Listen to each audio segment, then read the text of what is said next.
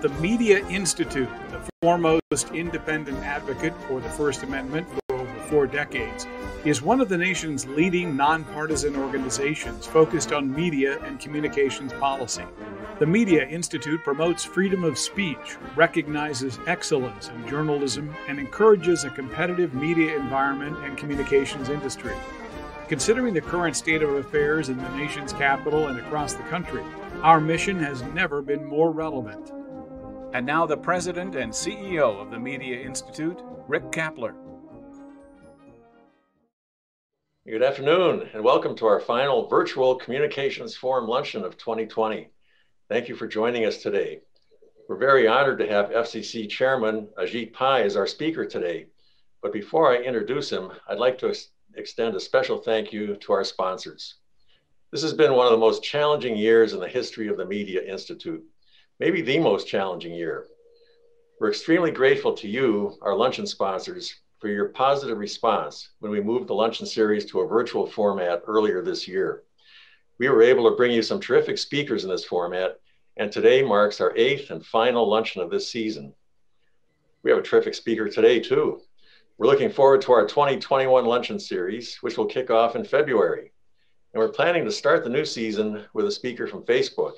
That should be really interesting, and I know you want to be here for that. We'll begin the year in our virtual format and then see how things go as the year progresses. With a little luck and a good vaccine, we hope we can return to in-person luncheons when the time is right. Won't it be great to be back together in person again? Meanwhile, please keep this luncheon series in your 2021 budget. We'll send out sponsorship renewals in the very near future, so keep an eye out. We're counting on your support. Thank you. Let me now turn to our featured speaker. I have to say that introducing Chairman Ajit Pai is always a pleasure, but today it's also a little bittersweet because, as you know, Chairman Pai has announced he is leaving the commission as of January 20th. So I guess my words today are part introduction and part tribute. In terms of introduction, Chairman Pai joined the FCC's Office of the General Counsel in 2007. He was appointed as a commissioner by President Obama in 2012 and has served as chairman since 2017. He came to the FCC from the Senate Judiciary Committee, where he served in senior legal positions. Chairman Pai also spent time at the Department of Justice, first as a trial attorney in the Antitrust Division, and later as senior counsel in the Office of Legal Policy. He graduated with honors from Harvard University and from the University of Chicago Law School, where he was an editor of the Law Review. Certainly, Chairman Pai had a very distinguished career before he ever arrived at the FCC. But during his time as commissioner, and especially as chairman, he has created a legacy that will last for years, if not decades, to come. Chairman Pai has been a leader in promoting broadband deployment to all Americans in an effort to close the digital divide. He's known as a leader in public safety issues, in revitalizing the AM radio band, and in fighting to get rid of outmoded regulations like the newspaper broadcast cross-ownership rule. And that one sure has been a fight. He's always been a strong supporter of competition, free markets, and innovation. I'm especially happy to say that Chairman Pai has been an outspoken defender of First Amendment freedoms. He has spoken out about threats to free speech here and abroad, and has warned against government efforts to regulate the marketplace of ideas. In fact, Chairman Pai is the recipient of the Media Institute's 2016 Freedom of Speech Award. We may not always think about it, but being a strong defender of the First Amendment is definitely something you want your FCC chairman to be. Let me remind our viewers that during the chairman's presentation, you'll have a chance to ask questions using the Ask a Question feature on your screen. Just type your question and send it in. And we have our own Dick Wiley standing by, and this former FCC chairman will moderate the Q&A session with our current chairman. So at this time, with my sincere appreciation to our speaker for his extraordinary achievements that have shaped our communications landscape and benefited all Americans, it is my great privilege to introduce the head of the Federal Communications Commission, Chairman Ajit Pai. Well, good afternoon, and thank you so much, Rick, for that incredibly warm introduction. Before we go any further, I do have some breaking news to share. Pfizer has just announced that there's a major new breakthrough on a coronavirus therapeutic. They've actually created a miracle elixir that cures all, and it's convalescent plasma from Dick Wiley. One dose, and you are forever young and healthy. Just to be clear, the FCBA Chairman's Dinner may have been canceled this year, but the decades-long streak of Dick Wiley jokes in December now remains unbroken. But in all seriousness, thank you, Chairman Wiley, for joining me for this event. And thank you to Rick Kapler and the entire Media Institute for welcoming me for the incredible assessment of my time at the Commission, and of course, for organizing today's virtual luncheon. You know, the last time I delivered a speech at the Media Institute was in 2017. And as you may recall, I warned at the time that social media was increasingly poisoning our public discourse and driving Americans apart. Glad we got that fixed. But more seriously, the Media Institute has been an invaluable voice for free expression, free speech, and a vibrant communications marketplace for a long, long time, well before I arrived at the Commission, and I'm quite confident for many years after I depart. So thank you, Rick, for your leadership and for giving me this platform today to share my views. Now, in a way, it's fitting that my last address as FCC chairman focusing on media issues would be online. And that's because the underlying premise of my remarks today is that content is moving online and government needs to keep pace. This accelerating shift toward internet-based platforms is transforming the media marketplace, and regulations must change accordingly. Here are some stats. Since 2014, the number of streaming video services available in the United States has more than doubled, with nearly 300 options available to consumers. Over the past 13 months alone, we've seen the launch of major new services like Disney+, Apple TV+, HBO Max, Peacock, and a revamped CBS All Access. Early indications are that the big winners in the streaming wars are consumers who are signing up for these new services by the millions. Disney+ viewers, for instance, celebrated the 4th of July with a viewing of Hamilton. And in the midst of season 2 of The Mandalorian, Disney has learned that this is the way, with a recent announcement that the service has already gained 86 million subscribers and climbing. Subscribers to HBO Max can view the network's award-winning programming like Succession and Curb Your Enthusiasm.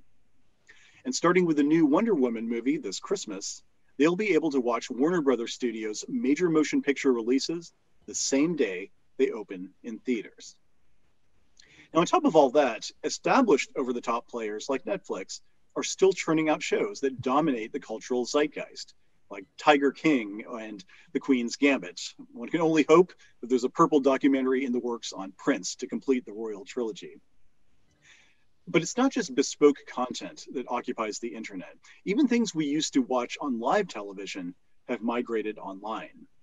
Here's an anecdote, and one that I think reflects the data.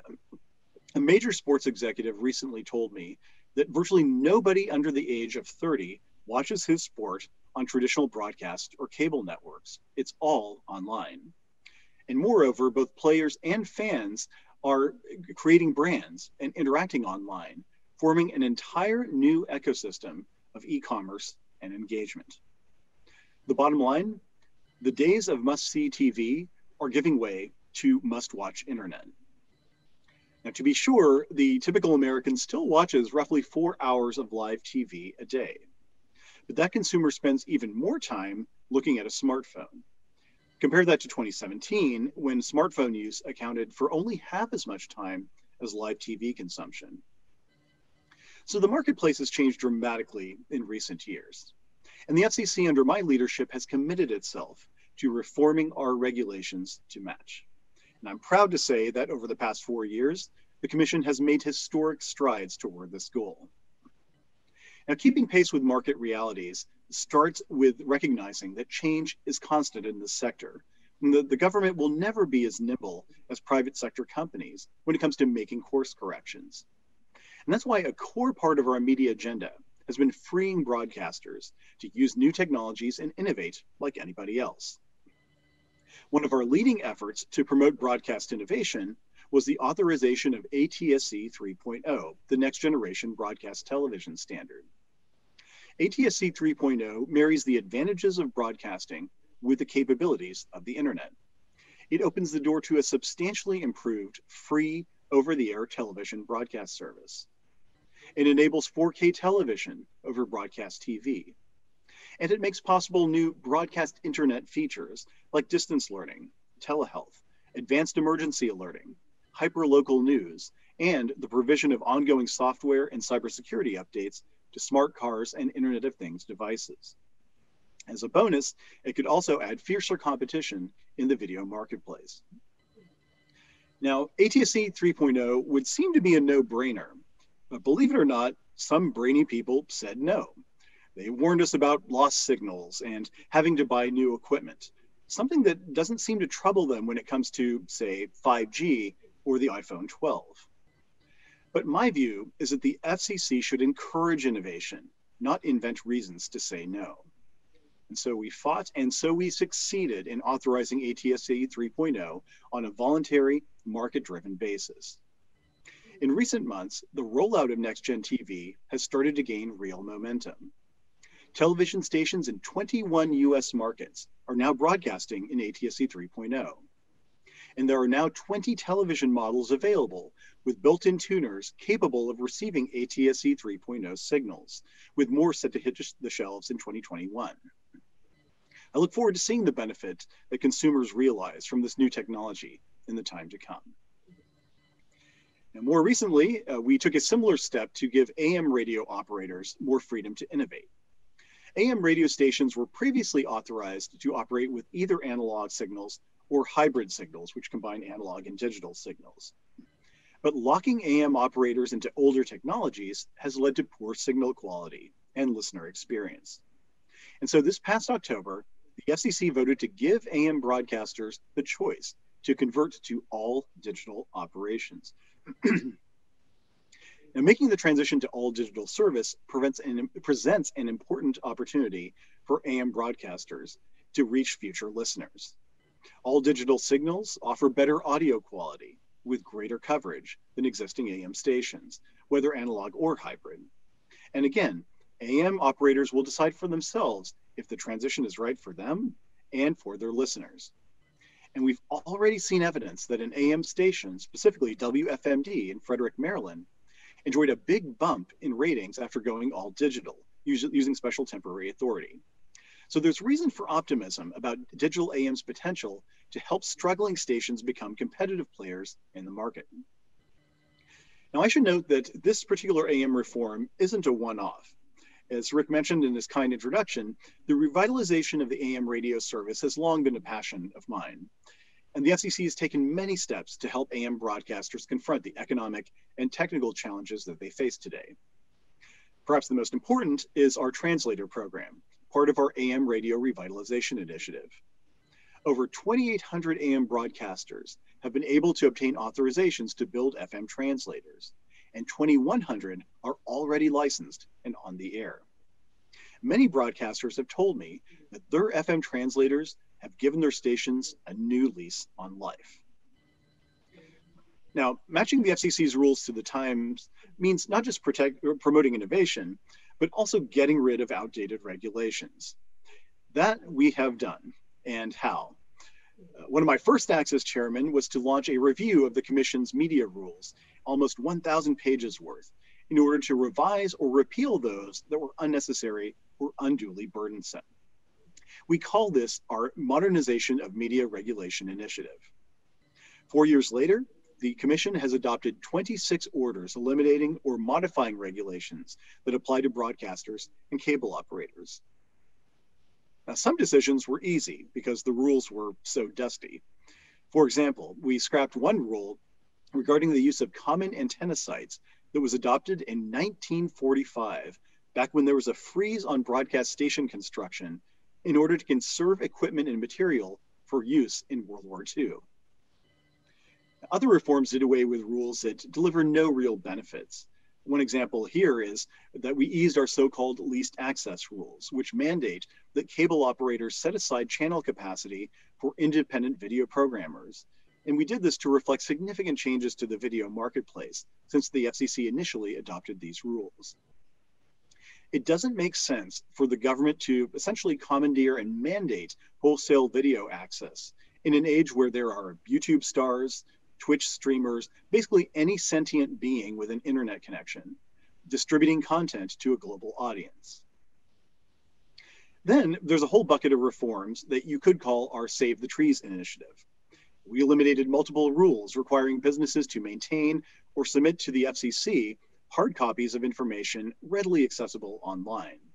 As much as we may love the Code of Federal Regulations, forcing broadcasters to keep paper volumes at their stations is just absurd. Now, no one of these proceedings under the Modernization of Media Regulation Initiative may amount to a big deal on its own, but collectively, they make a big difference. Consider our modernization initiative as Andy Dufresne's rock hammer in The Shawshank Redemption. Slowly but surely, we chipped away. And all that work eventually adds up and makes you feel like you've been set free. I tried to avoid any obvious spoilers there in the movie, but you've had 26 years, so too bad. Now, we also picked some fruit higher on the tree with respect to our media modernization initiatives. For example, thanks to the leadership of Commissioner O'Reilly, we've updated our rules for children's programming. Many of these so-called KidVid rules predated the commercial internet. Now, reform was necessary because most kids these days, including my own, rely first and foremost on the massive amount of educational programming that's available online, content that was unimaginable back when the rules were written, and certainly when I was a kid. Our reforms give broadcasters more flexibility in satisfying their obligations under the Children's Television Act, while also ensuring that consumers who rely on over-the-air television can access educational programming. We also closed the spigot that allowed local franchising authorities to excessively tax and regulate cable operators. Since 1984, there's been a statutory cap of 5% on franchise fees that can be imposed on cable operators. And federal law has also limited how broadly a local franchising authority can regulate a cable operator. But for too long, local governments have been evading the law. They applied excessive fees, they extracted in-kind contributions, and they imposed regulations on non-cable services, regulations that deterred investment in and deployment of next-generation networks. So this FCC took the radical step of simply making clear what the law said. Here too, as usual, we heard the opposition. Regardless of the law, cities had a financial interest in keeping their fingers in the pie. But every court ruling to date has been in our favor. Indeed, the US Court of Appeals for the Sixth Circuit flatly rejected a demand to enjoin our decision, stating that the opponents, and I quote, in essence have asked us to enjoin what appears to be a correct interpretation of a federal statute. As we say as a term of art in the communications bar, ouch. If we prevail, as I expect, a law adopted more than 30 years ago will help expedite the construction of next-generation networks for years hence. Now, of course, you can't talk about outdated rules that no longer make sense in today's marketplace without talking about the FCC's media ownership rules. Now, before I get into the long-standing debate about those rules, I think it's important to state up front that there is a broad agreement about the need to promote media diversity. And that's why I moved very quickly to recharter the FCC's Advisory Committee on Diversity and Digital Empowerment, which had gone dormant under the prior administration.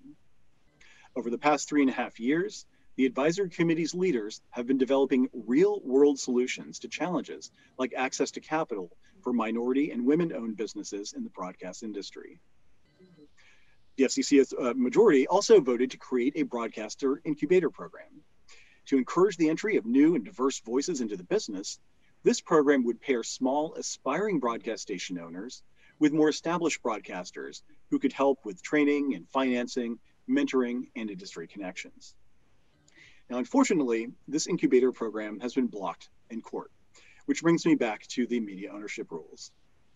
As many of you know, as Chairman Wiley knows better than anybody, the FCC is required by law to review and update our media ownership rules every 4 years. But despite this congressional mandate, these regulations have remained stuck in the past. Broadcasters have been forced to play by rules largely written at the dawn of cable TV, before the commercial internet, and well before smartphones and social media. I was determined not to shirk this responsibility of reform. So back in 2017, the FCC adopted reasonable changes to bring our regulations more in line with the marketplace of today. For one, we eliminated the newspaper broadcast cross-ownership ban. This 1975 rule was based on the idea that a company could dominate a media market by owning a television station and a newspaper, or radio station and a newspaper. Whatever the merits in 1975, maintaining this rule in 2020 is utter nonsense. Local newspapers are in crisis, with many closing over the past few years. TV and radio stations are facing more competition than ever from countless national and local websites and podcasts and cable news channels and social media outlets. Defenders of this rule claim to support localism, but in reality, they are driving newspapers and broadcasting into the ground by closing the door on pro-competitive combinations that could strengthen local voices and local journalism. Now, in addition to the newspaper broadcast cross-ownership ban, we also eased the local television ownership rule. And here, we got rid of the so-called 8 voices test, which says that no company is allowed to own 2 television stations in a market unless there are at least 8 independently owned commercial TV stations in that market. This test was the ultimate in arbitrary decision-making. A preemptive decree that there must be at least 8 competitors in a market for it to be competitive has no basis in economics whatsoever, and it is unheard of in any other industry. We sought to allow efficient combinations that can help television stations thrive. And as I mentioned, as part of our 2017 media ownership reforms, the FCC adopted the aforementioned Broadcast Incubator Program to expand ownership diversity. Now, each of these decisions on media ownership that I've described were obvious. They were needed. They were completely consistent with Congress's command that we repeal or modify any such rules that are no longer in the public interest as a result of competition. Yet once again, they were blocked by the same divided panel on the U.S. Court of Appeals for the Third Circuit that has commandeered media ownership policy for 17 years. Collectively, this panel's decisions have frozen in place decades-old ownership restrictions that are absurdities in the digital age. Now, in years past, the federal government didn't seek U.S. Supreme Court review of these backward-looking Third Circuit decisions. But I was determined that this time would be different. Absent U.S. Supreme Court intervention, it was obvious that the same divided Third Circuit panel would try to set policy and ignore the law for many more years. When a major breakthrough, the U.S. Supreme Court agreed to hear the case. And I hope that it will affirm the FCC's common sense reforms and finally let us bring our rules into the 21st century. I'm glad that on January 19th, 2021, my last full day as chairman of the FCC, the federal government will be fighting to make sure our media ownership regulations can match today's realities, a cause that I have championed over my 8 years at the Commission. But regardless of what the Supreme Court decides, there will be more work to be done to keep up our media regulations up to date with the fast-changing media landscape. That work will have to be done by those who take the baton. As you know, as Rick mentioned, I will no longer be leading the FCC after January 20. But I do want to offer some thoughts on where the federal government should go from here. In my view, we need a fundamental, intellectually honest reassessment of what the media marketplace looks like now, where it's going, and what this means for consumers. Now, I've already talked about the explosion of online video content, but the tide certainly does not lift all boats.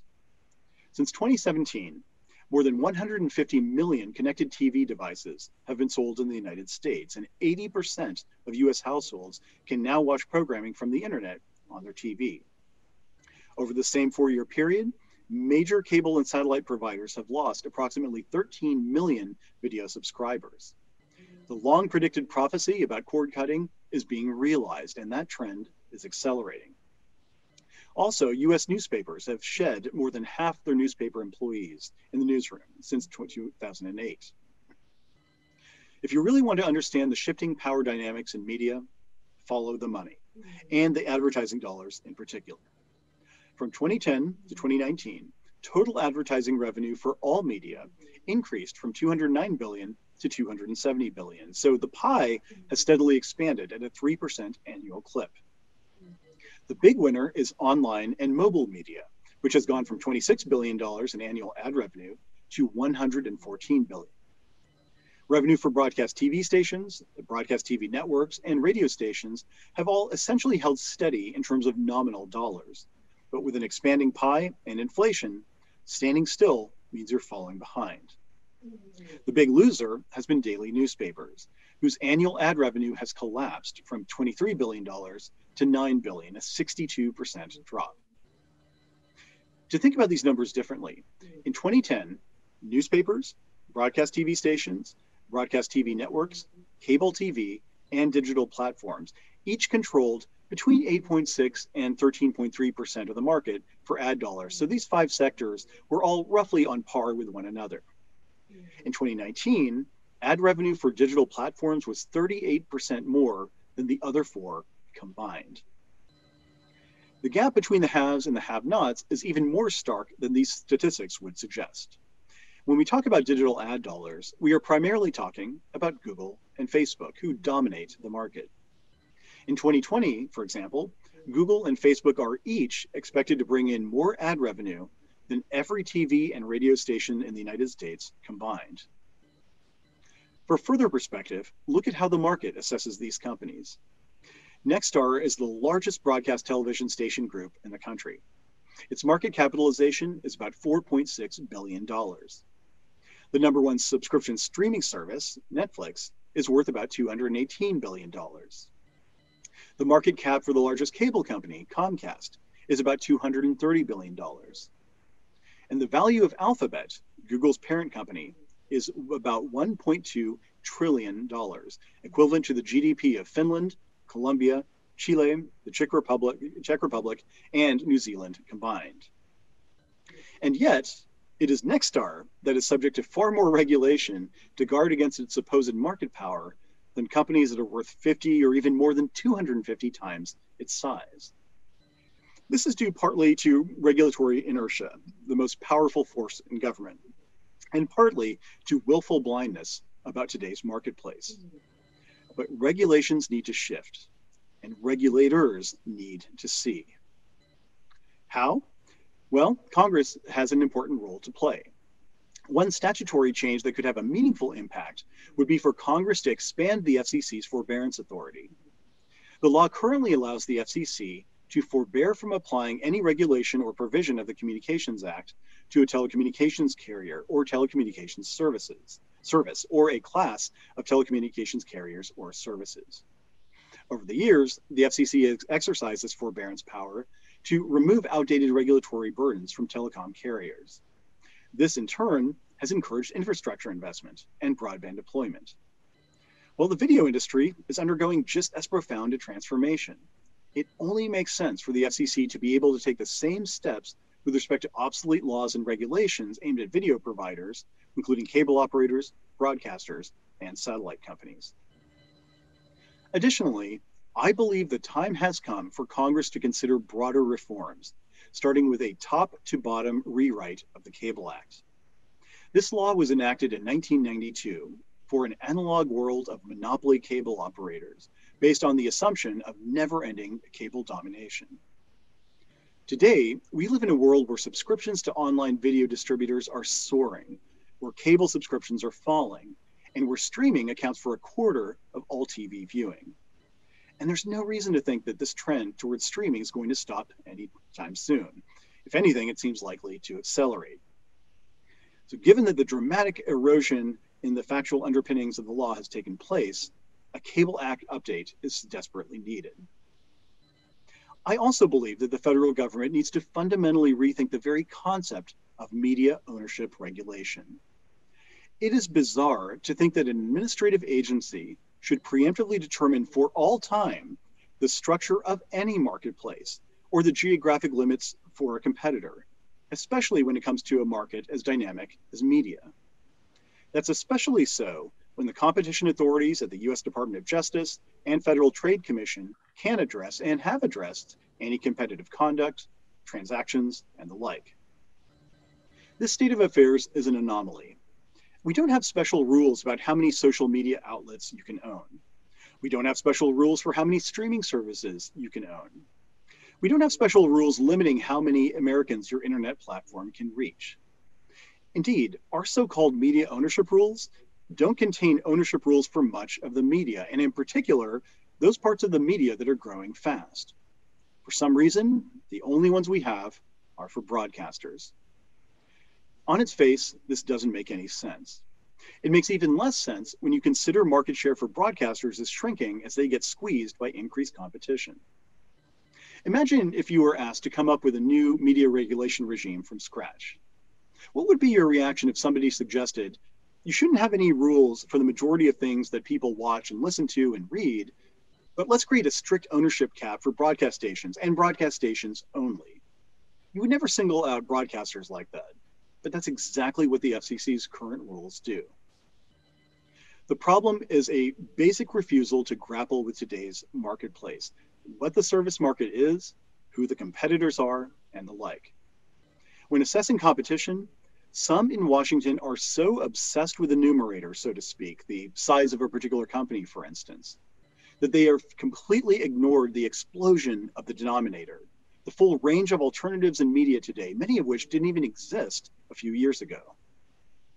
When determining a particular company's market share, a candid assessment of the denominator should include far more than just broadcast networks or cable channels. From any perspective, economic, legal, policy, you name it, it should include any kinds of media consumption that consumers consider to be substitutes. That could be TV, that could be radio, that could be cable, that could be streaming, that could be social media, that could be gaming, it could be something else still. The touchstone of that denominator should be, what content do people choose today?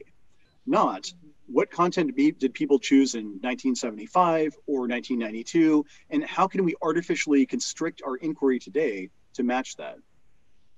Had the Third Circuit not, again, blocked our reforms back in 2017, and had we thus been able to complete the FCC's 2018 quadrennial review of our media ownership rules under my tenure as chairman, these are the issues, some of them, that I was looking forward to tackling head on. For when you ask the intellectually honest questions, the answers raise serious doubts about whether the FCC should have media ownership regulations at all. Again, it's hard to think of other sectors of the economy where the government preemptively decrees market structure. What would the American public say if the Congress passed a law providing that only 39% of Americans should be allowed to do a Google search? Or one putting specific restrictions on the number of subscribers that Netflix should be allowed to have? Most Americans would think that legislators who pass such a law should be accompanied not by counsel, but by a psychologist. If general competition law is good enough for other sectors of our economy, why not the broadcast industry? Well, suffice it to say, I'm skeptical of preemptive ownership limits in the media marketplace, but I'm a big believer in time limits for online remarks, and I'm coming up on my allotted time. So while there are many other things that I would love to talk about, from our new audio description rules to benefit those with disabilities, to the incentive option repack, where we successfully changed the channel and or location change for approximately 1,000 full-power TV broadcasters, I'll wrap things up. But there's one more point that I'd like to make, and it is probably the most important one I'll make today. For the past almost half hour or so, I've been talking about all these things the FCC has done over the past 4 years to match our rules to today's marketplace. But none of this would have been possible without the remarkable work of the FCC staff, who've done incredible jobs, including heroic work over the last 9 months of the pandemic. I especially want to thank the staff of the Commission's Media Bureau, led by our fantastic chief, Michelle Carey. All of them represent the very best in public service, and it's been an honor to join them on the journey over the past 4 years. We scored many victories together on behalf of the American people and for innovators. Here's hoping for one final win in the Supreme Court. Thanks so much again to the Media Institute, and I look forward to the questions today. Thanks. Hey, thank you, Chairman Pai. Thank you for reminding us of just this terrific list of accomplishments during your tenure. Just such an impressive roster of things that you've tackled and achieved, and certainly, boy, it reminds us of some of those dusty old regulations. And thanks too for your good insights on what lies ahead and what future Commission should be considering as they look at the media landscape these days. So thank you very much for a very insightful talk, and thank you too for your kind remarks about the Media Institute. Much appreciated. Absolutely. Now we're going to bring in former FCC Commissioner, the Chairman, and our own Chairman of the Board, Dick Wiley, who's going to lead our question and answer session. So Dick, let me turn it over to you. Thanks, Rick. And Mr. Chairman, let me add to Rick's comments. Thank you very much for being with the Media Institute and for your great service over the last 4 years. Thank you. We've got a number of questions. We may not be able to get to all of them, but first one is, realistically, you know, it took about 10 years to get the 1996 Telecommunications Act passed. You really think the Congress, which is having difficulty, getting any legislation through, is going to be able to deal effectively with a new possible Omnibus Communications Act rewrite? That's a good question. Obviously, that will depend on some of those who are better political prognosticators than me. But I would hope that regardless of chamber, regardless of party, that elected officials of goodwill could recognize, as I mentioned, that the fundamental factual assertions that underlay the Cable Act have eroded, that the marketplace is so dramatically changed that consumers are leading by their example, and that it's time for legislators to follow suit by updating the law to match the modern marketplace. And even if they simply adopted forbearance authority, that would absolve them of obviously having to do a comprehensive rewrite of the Cable Act. But even forbearance authority alone is something that I would hope would be a relatively light lift and enable the FCC to take a careful scalpel to those parts of the act that simply are no longer necessary in the public interest. So certainly hope that my proposals will come to bear fruit, but we'll have to see in the time to come whether folks of good faith are able to come to the legislating table together. Getting more specific, you mentioned the 8-voice test on duopolies. What about 2 of the top 4 rated? You've had a few waivers, but it's been hard to get through, a lot of people feel. What do you see as the future in that area? That will obviously depend on the next commission, of course, but our goal in introducing that case-by-case analysis of waivers was to allow some of those pro-competitive combinations to go through. And I know that I've heard some frustration in some quarters that the criteria might not be as clear. I've heard some frustration in other quarters that we opened the door at all to these types of combinations. So I'm hopeful that, led by the able career staff of the Media Bureau, that if there are pro-competitive combinations within that framework, that they would be able to be advanced. And it's highly fact-specific in a lot of cases, and that's sort of the point. Our staff is very able to sort through those and figure out which ones are the ones that are in the public interest. Another issue that the commission in the past looked at was how to treat over-the-top providers. Should they be treated like MVPDs? And that's not an issue that you dealt with. Well, what do you think about that? I'm generally skeptical of calls to slap the panoply of MVPD type regulations onto newer competitors. My preference, generally speaking, would be to unshackle the incumbent providers or the currently existing providers to let them compete fairly. And so that's why, in the context of media ownership regulations, for example, or ATSC 3.0, or all of these different things, my goal has been, let's let broadcasters compete without one or sometimes 2 hands tied behind their back. And in the MVT, with respect to the question you asked, my general preference would be not, as I said, not to import all of those legacy regulations and slap them on streaming services, but rather to free up the marketplace to allow the incumbent services to compete more effectively. There could be all kinds of unintended consequences from imposing MVPD regulations. And when we almost went down this rabbit hole 4 years ago, that's one of the things I was really concerned about. So that's my general orientation, and we'll have to see where the commission takes it next. One of the questions we've received is, do you expect a Democratic-led FCC to re-regulate network neutrality yet again?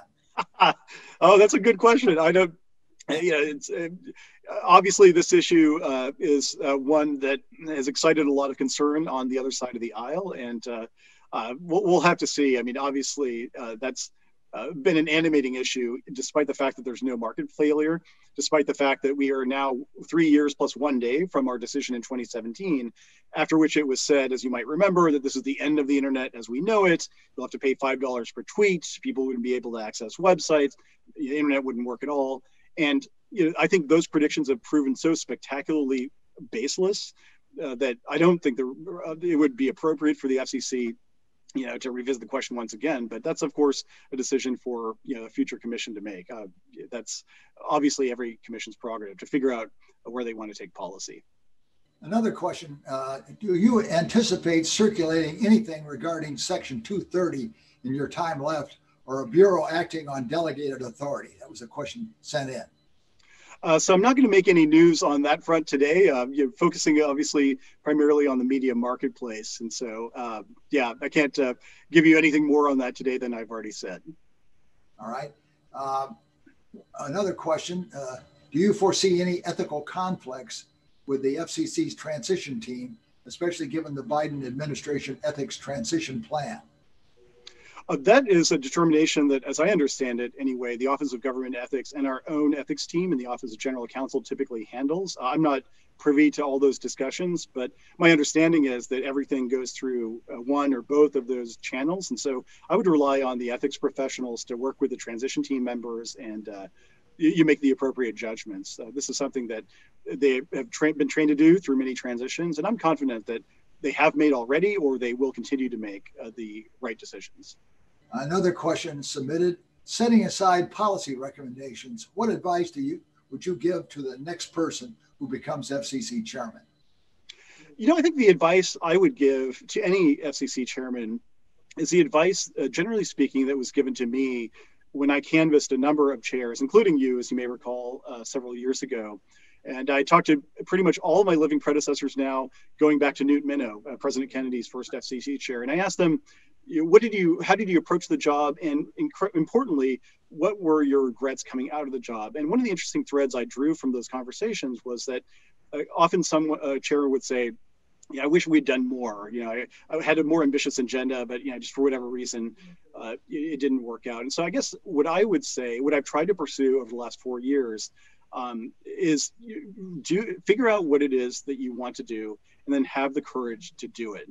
This is a position, as you know, Mr. Chairman, is a challenging job in the best of times, and especially in the political environment we're in, can be even more challenging. But the key is to find your lodestar, what it is you believe is in the public interest, form a strategy around promoting that goal, and then execute that strategy to the best of your ability. Have the courage to do it. And I've always had on the side of my desk, on my lamp near my computer in the office, a quote from Winston Churchill, who said in the 1920s, he was talking to the young people of his time, and he said, hear this, young people, and hear it far and wide. The earth is yours and the fullness thereof. Be kind, but be fierce. You are needed now more than ever before. Take up the mantle of change, for this is your time. And I know it sounds cheesy, but every time I would go into the office and I would see that quote before I powered up my computer, I would have the courage to know we are doing what we believe is the right thing to do, and let's just go do it. And I hope that every chair to come would embrace that same ethos, even if their policy preferences are different from mine. And Mr. Chairman, here's a very specific question. Will you act on WWOR waiver or the charge petition to get out from under conditions? Thank you to Com Daily for that question. So I will not make any news on that front, announcing a determination before we've actually announced a determination, one way or the other. Or sort of a follow-up to that that we received, aside from the quadrennial review you mentioned, are there any other media items or policy reforms that you wish you had gotten to but didn't? Oh, that's a good question. I don't think so, no. I mean, obviously there was the blockade in the Third Circuit, which prevented us from going forward, but I'm hopeful that blockade will be lifted by a favorable Supreme Court decision. Other than that, though, I really do feel like we did everything within our power to enable those who help to inform and educate and entertain the American people, namely, the broadcasters, the cable channels, the others in the media marketplace, to thrive. And I can't think of anything we left on the field, so to speak, in that regard. Let me make one suggestion. What about an incubator program for television? We did look at that.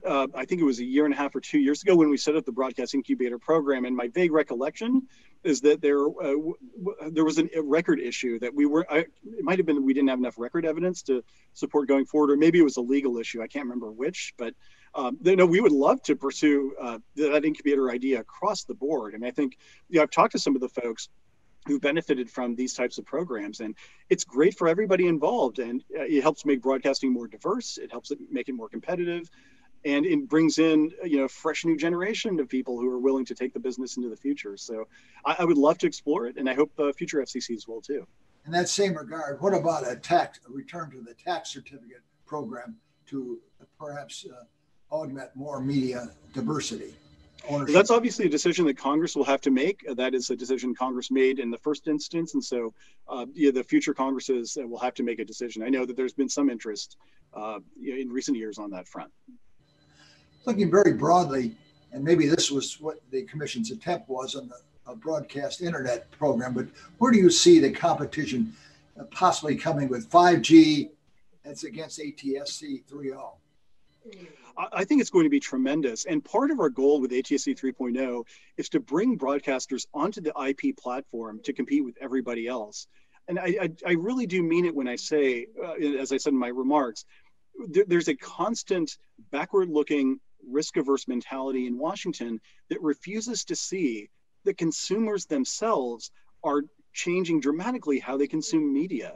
We think of media as being just broadcast TV, broadcast radio, cable, and maybe some satellite. But I'm telling you, if you talk to any consumers, if you look at your own consumption patterns, you recognize that the competition is coming from everywhere. And it's all through that IP-based platform, whether it's a social media service or Twitch or streaming, whatever it is. And so we wanted to enable broadcasters to compete on that same platform. And so that one-to-many architecture, which has been great for broadcasting, combined with the IP-based platform that ATSC 3.0 offers, I think could be a really powerful proposition for broadcasters. Reach people on their phones with highly relevant information, and also provide some of those broadcast internet services that I discussed in terms of telehealth or IoT type services that could really could give broadcasters a beachhead in that more competitive world. And so we're in the early stages, of course, but I'm really glad that the FCC majority made that decision, and look forward to seeing what broadcasters do with it in the time to come. Well, Mr. Chairman, you've given us a lot to think about, and really, I think you've answered just about every question anybody would want to have, except a couple that you don't want to comment on today. And we understand that. So thank you very much once again. And let me turn it back to Rick Kepler, our great CEO. Hey, thank you, Dick. Thank you for leading such a good question and answer session. You're the master at this, and we're glad we could pair you up with the current chairman today. So thank you for doing this for us. Chairman Pai, thank you so much again for your great presentation here today, and just for all your years of public service to the FCC and throughout government.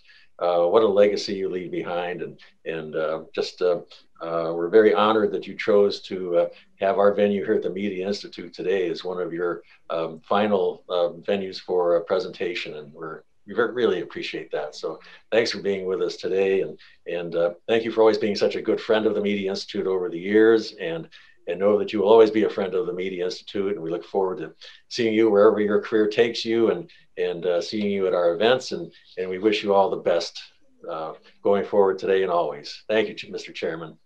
Thank you so much, Rick, for the kind assessment, an assessment far kinder than my puppy over here. You might have been hearing Ginger the Bulldog snoring throughout my remarks.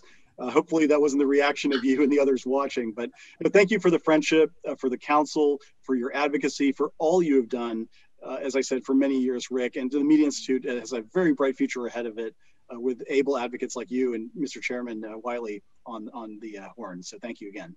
Well, thank you, Mr. Chairman. Thank you very much. So, well, with that, we'll wrap up our session for today. Let me thank our sponsors once again. Special thanks to Dave Arland of Arland Communications and John Taylor of LG Electronics. And we look forward to seeing all of you back here next February when we kick off our 2021 Luncheon Series. So thank you for joining us today, and thank you for your support of the Media Institute. Good afternoon.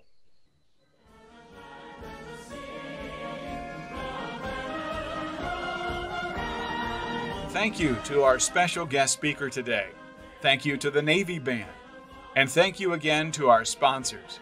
See you next month.